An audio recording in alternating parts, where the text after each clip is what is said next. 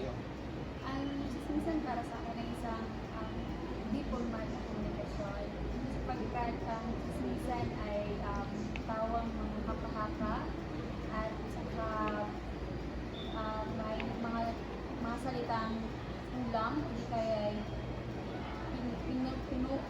ay pinadagdagan ng mga nagchismisan.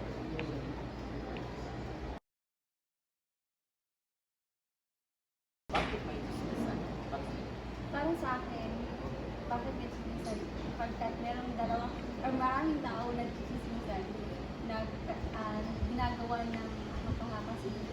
Para sa akin, bakit nagchismisan? Sapagkat lahat ng tao ay pwede magpahayag ng opinion at saka isa na rin itong uri ng libangan at saka isa rin to sa paraan ng pagpapalaganap ng informasyon sa ating bayan. Paano mo masasabi na ang chismisan ay isang uri ng komunikasyon? Ang chismisan ay isang uri ng informasyon sapagkat ang dalawang tao ay nagsasalita ng informasyon, nagsasalita ng ideya, at saka sa chismisan may nakikita